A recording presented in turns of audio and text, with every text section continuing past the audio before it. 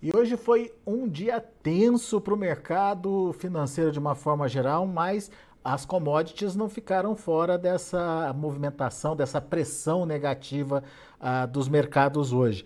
Só para você ter uma ideia, o trigo acabou caindo mais de 30 pontos nos principais vencimentos, o milho perdeu de 14 a 15 pontos e a soja também fechou com perdas acima de 20 pontos, lá na casa dos 25 pontos aí nos principais vencimentos. Ou seja, atenção de novo no mercado financeiro, contaminando também as commodities, em especial as agrícolas. A gente vai conversar com o Vlamir Brandalize, lá da Brandalize Consult, para entender esse movimento, saber de que forma esse movimento pode impactar, obviamente, nas negociações, na comercialização, e se é um movimento que veio para mudar o patamar de preço das commodities, em especial da soja, que é o nosso tema de hoje aqui. Seja bem-vindo, Vlamir. Obrigado mais uma vez por estar aqui com a gente. E eu começo te perguntando justamente dessa queda forte lá em Chicago.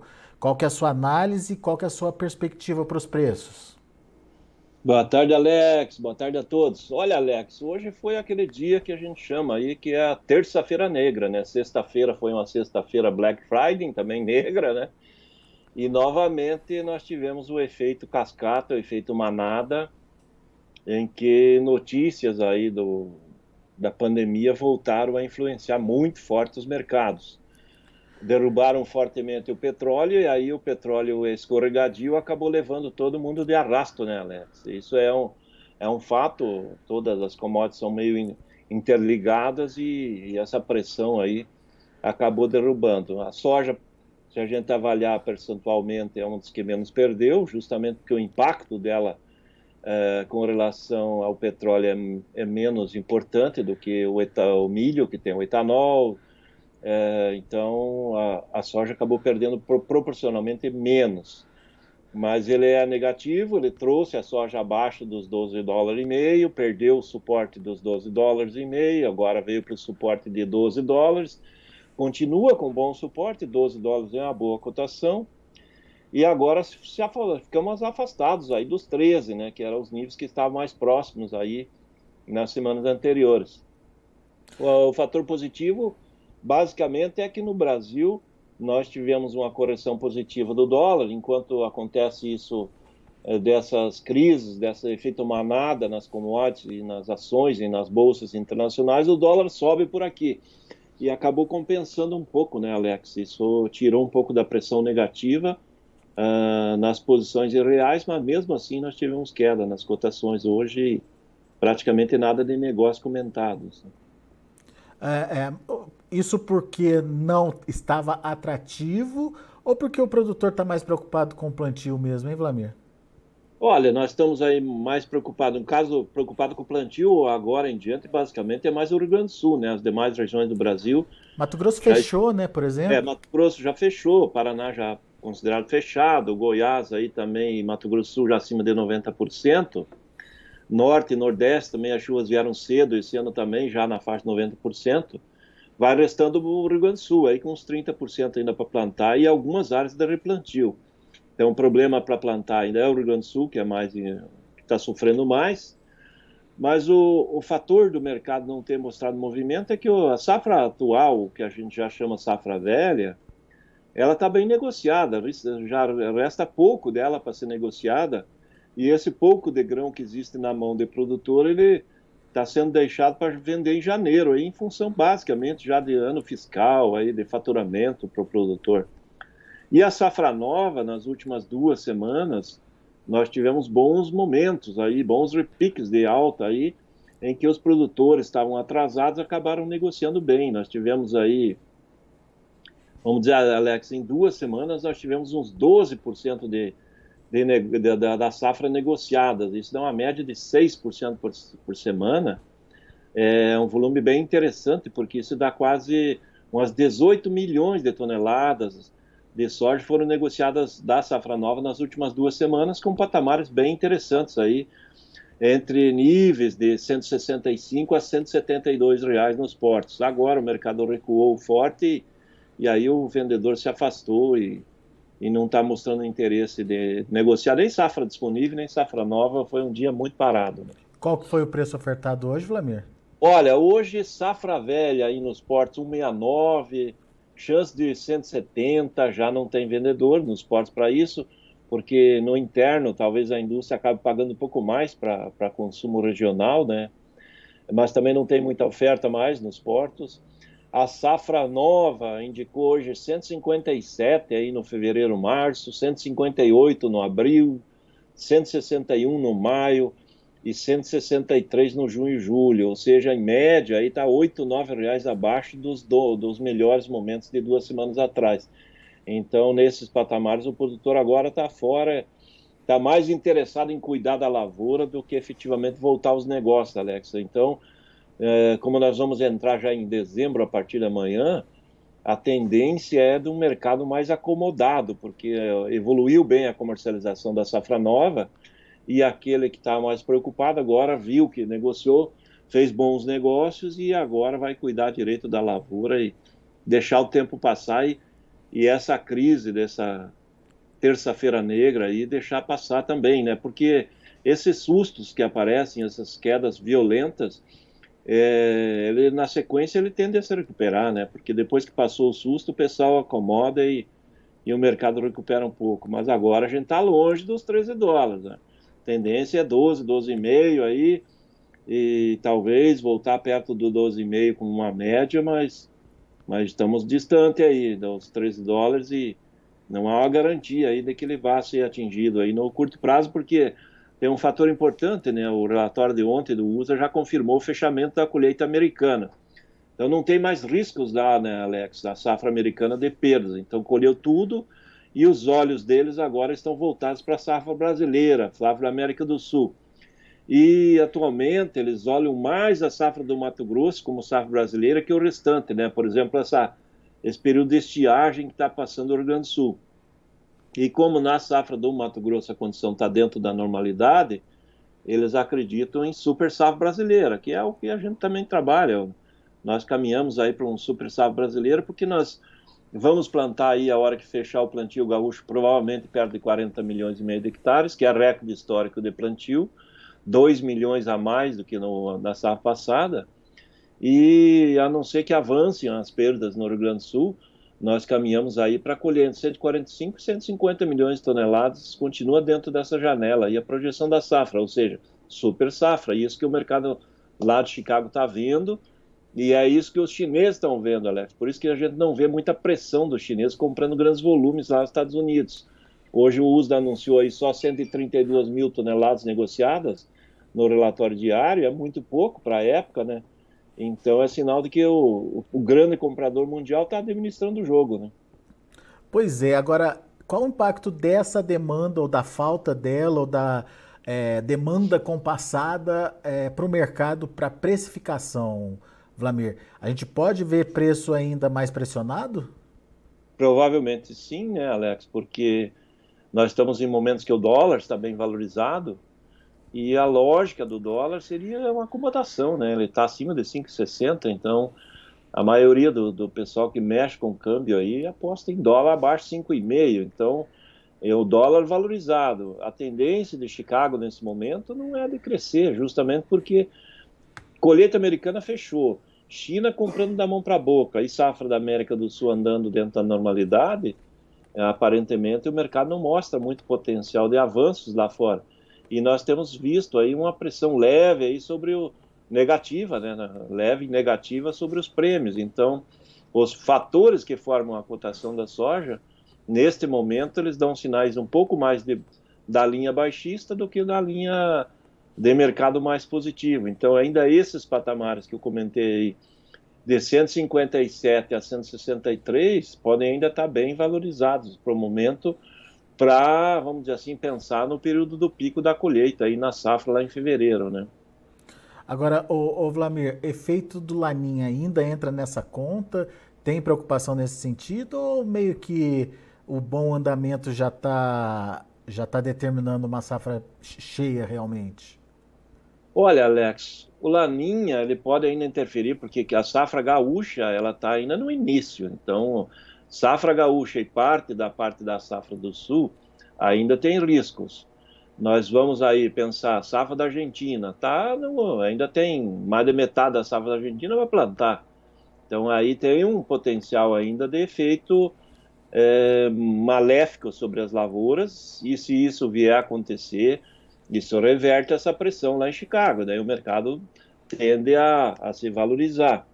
Mas, em princípio, há indicativos que vai ter algumas chuvas aí nos próximos, principalmente no final de semana em diante, aí pegando as lavouras gaúchas e dando condições para eles plantarem. No momento, o que eu vejo é que a safra gaúcha de soja, nessa condição, desse momento de estiagem, desse atraso, já vamos dizer assim, de plantio, os gaúchos já perderam um potencial de 2 milhões de toneladas da safra, que poderia chegar perto até de 22 milhões de toneladas se tudo estivesse andando normal lá no Rio Grande do Sul. Uhum. Mas isso, perante o global da safra brasileira, não pesa muito, né? Porque enquanto você perde no Rio Grande do Sul, você acaba ganhando nos estados centrais, no Mato Grosso, né, no norte, nordeste, onde as lavouras estão muito bem. Então, o restante do Brasil, a safra vai mostrando potencial de produtividades maiores.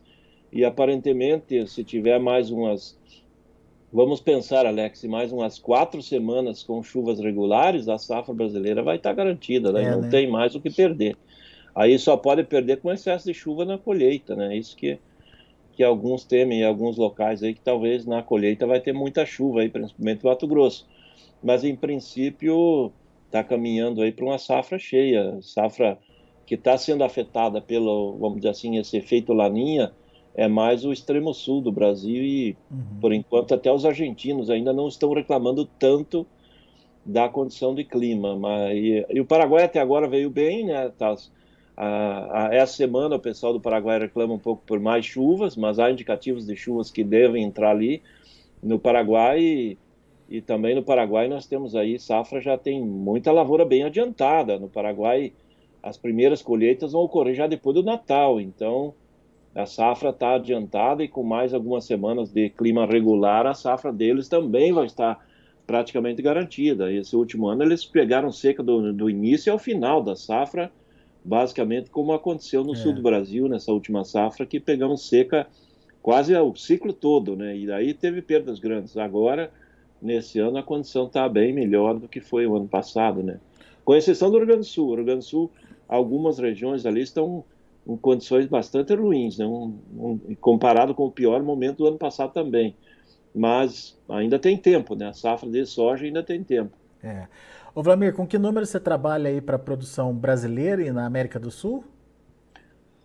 Olha, Alex, eu acredito que mesmo que avance o problema da safra gaúcha, nós vamos colher acima de 145 milhões de toneladas no Brasil. Ou seja, 145, vamos dizer assim, numa situação um pouco mais crítica, vamos dizer assim, de problema climático.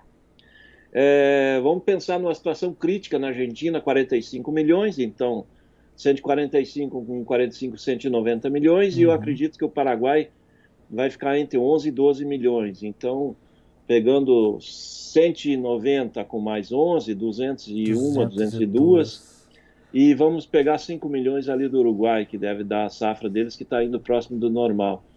Vamos dizer, 205, 206 milhões do Mercosul, com potencial de chegar a 210 se o clima melhorar, e com potencial de cair perto de 200 milhões se tivermos problemas maiores à frente. Então, é uma janela de 200 a 210 milhões de toneladas no Mercosul, e Brasil 145 a 150, dificilmente abaixo de 145, porque os estados mais importantes, com exceção do Rio Grande do Sul, os mais importantes estão indo com safra muito bem, né? Paraná aí acima de 20 milhões de toneladas, são indicativos, e a safra paranaense está bem evoluída e tem chovido, né? Tem dado condições aí para a safra continuar evoluindo bem, né? Muito bem. Agora, Vlamir, eu queria aproveitar a sua presença aqui enfim, entender o que significa esse posicionamento, né, sobre o uso de biodiesel no diesel. O governo estimou ou bateu o martelo que em 2022 essa mistura vai ser de 10%, contra uma programação que falava em 13% e até 14% se fosse seguir o calendário original. O que muda isso em termos de precificação, em termos de influência na precificação? Como é que fica isso para a produção de óleo no Brasil? Enfim, qual que é a sua avaliação? Foi um tiro no pé, realmente, como as indústrias de óleo estão dizendo? Olha, Alex, para as indústrias realmente foi uma frustração, né? Porque a programação inicial era que nós tivéssemos aí 2021 com 13%, que nós vínhamos aí até o meio do ano, daí o governo reduziu para 10% em função do preço do biodiesel, já indo causando uma pressão negativa aí no valor final, né, do diesel e inflacionando efetivamente o diesel. O ano que vem, que seria 2022, a programação inicial era de 14% e 2023, 15%. Esse era o programa brasileiro de biodiesel, que era um programa também já, uma meta para o efeito global do meio ambiente, aí, da Conferência de Clima, tudo isso já estava sendo levado em consideração para o Brasil diminuir o efeito estufa, eliminação de CO2, aquela velha conversa que tem aí do pessoal do clima. E é uma lógica boa, porque você aumenta a demanda de combustíveis renováveis, você diminui a poluição ambiental e aumenta a industrialização brasileira, cria empregos, gera divisas, você tem todos os fatores positivos e diminui a importação de diesel, né, Alex? Então, você acaba diminuindo a saída de dólares para comprar mais diesel, porque o Brasil é um grande importador de diesel. Nós temos uma demanda normal, aí, potencial anual de 60 bilhões de litros de diesel, né? Sendo que na mistura normal nós estávamos com 13% e usando aí perto de 7,8 bilhões de litros de biodiesel. Seria a lógica, né? Num cálculo, vamos dizer assim, mais grosseiro. E o óleo de soja representa mais ou menos 70%, um pouco mais que 70%, cerca de 5,5 bilhões de litros de biodiesel originário do óleo de soja, não uma percentagem da mistura de 13%. Como agora o governo e os órgãos aí que respondem pela área bateram o martelo num acordo de 10% para 2022 todo, o uso de biodiesel ele vai ficar limitado aí perto de 6 bilhões de litros de biodiesel, sendo que nós temos aí a gordura de frigorífico, sebo, um monte de outros alternativos que saem da indústria, geralmente dos frigoríficos e de outros segmentos aí que usam essas gorduras para fazer o biodiesel, né? E dos óleos vegetais, o principal domínio é o da soja, que tem uma participação normal, acima de 70% do global da produção do biodiesel. Então, nós caindo para 6 bilhões de litros de biodiesel, que vai ser necessário para a indústria do óleo, do diesel, nós passamos a ter uma condição de óleo de soja bastante prejudicada. Se cair proporcionalmente ao valor da participação da soja, nós teríamos aí o óleo de soja representando 4,2 bilhões de litros. Mas se cair dentro do que é possível aí, do pessoal reduzir efetivamente e continuar com as mesmas gorduras da banha, o resíduo de frigorífico, o sebo, o óleo de soja pode cair até 1 bilhão e 800 bilhões de litros da origem do óleo de soja. E daí afeta bastante, né? Porque se esmagar a soja aí para produzir 1 bilhão e 800 milhões de litros de óleo, você precisa de 10 milhões de toneladas de soja. Isso não tem como atender e usar aqui dentro, nem a exportação não vai suprir isso aí. Vai acabar sobrando mais soja para exportar na forma de grão. Isso é um fator importante para o mercado internacional, dá uma tranquilidade maior aí para os importadores, principalmente a China, né, que é a grande compradora, sabe que vai ter mais soja para atender o mercado deles lá, soja de origem brasileira, que eles preferem comprar soja no mercado brasileiro. Isso limita novas tentativas de alta no mercado de Chicago. Então, essa atitude, ela não só prejudica a indústria, como ela acaba limitando o potencial de alta que o mercado de soja possa ter, né? Porque vai sobrando mais soja, né, Alex? Esse é o ponto importante. e reflete em aumento de importações de diesel, né? Nós vamos ter que gastar mais para trazer diesel para atender a demanda interna em 2022. Então, vamos gastar mais dólares e vamos gerar menos divisa, menos dinheiro no mercado nacional através da industrialização. O que acontece? A indústria brasileira poderia exportar parte desse óleo na forma de óleo, exportar parte na forma de biodiesel, provavelmente alguma coisa a mais vai ser exportada, tanto de biodiesel como do óleo, mas ainda no Brasil, o que a gente aponta é que a indústria brasileira ela acaba tendo um custo industrial maior do que os concorrentes. Então, a nossa energia que a indústria usa é mais cara que a energia que a indústria americana usa, ela é mais cara que a indústria chinesa usa, e ela acaba sendo mais cara que a indústria argentina também usa, que é o grande exportador mundial de biodiesel. Então, nós somos menos competitivos na indústria, porque o nosso custo industrial acaba sendo mais caro devido à nossa tributação maior e o custo da energia brasileira é muito maior. Então, aí a gente perde na corrida, né, Alex? Nós perdemos, né? Essa atitude é uma perda geral, todo o sistema perde. Perde o produtor, perde a indústria, perde o emprego e aparentemente o governo optou aí para não pressionar mais o valor do diesel para cima, mas a questão do diesel, eu acho que seria mais fácil você pegar e apertar via a Câmara dos Deputados e o Senado e aprovar leis aí que limitem o ICMS dos estados em cima dos combustíveis em valores menores do que estão hoje, que você acabaria dando condições para a gente manter o programa de mistura de biodiesel no diesel e manter a linha que o Brasil estava seguindo com relação à questão ambiental. A questão básica seria a tributação ser menor, que dá para alojar bem as condições aí de custos maiores da soja e do óleo e tranquilamente. O problema maior está aí. E esse não vai ser resolvido rápido, né? Porque os governadores, Alex, eles congelaram os combustíveis na época que o petróleo estava $85 o barril, eles congelaram o valor do ICMS aí do diesel e da gasolina.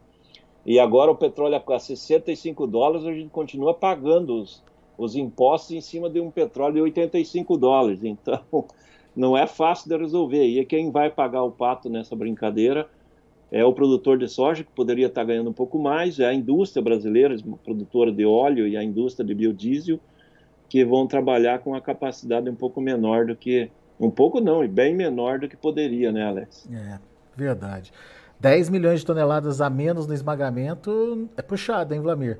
E junto aí com uma produção recorde, né? Exatamente. Nós vamos entrar com a safra recorde com potencial de esmagamento talvez um pouco menor do que foi esse ano aí, mesmo com aumento de demanda interna, no caso do farelo, nós vamos aumentar a demanda, porque o setor da ração vai crescer em 2022.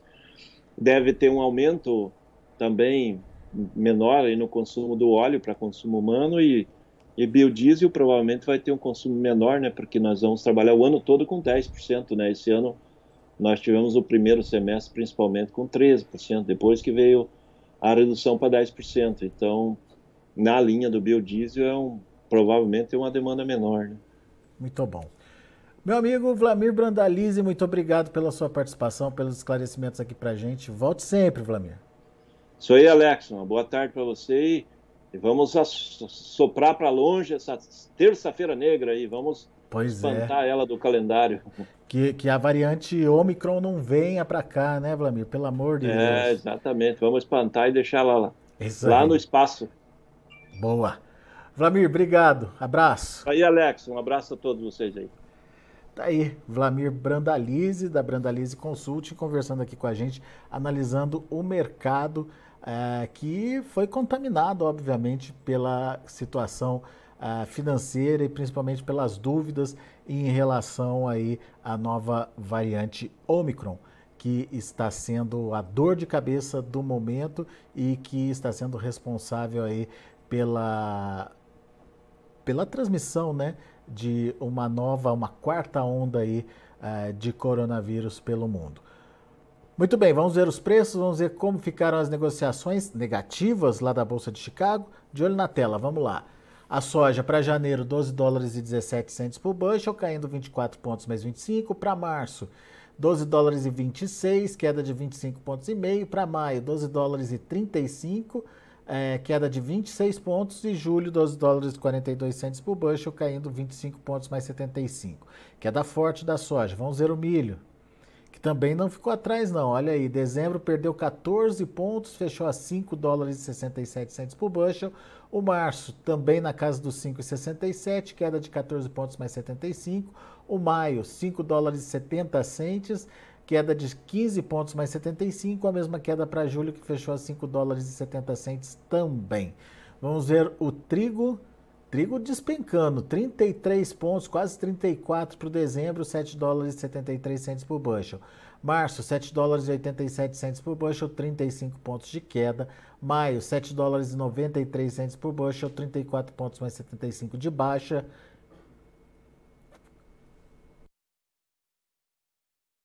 E o julho, 7 dólares e 87 centes por bushel, uma queda de 30 pontos e meio.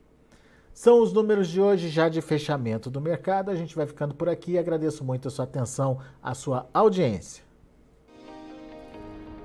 Se inscreva em nossas mídias sociais, no Facebook Notícias Agrícolas, no Instagram @Notícias Agrícolas e no nosso Twitter @Notiagre.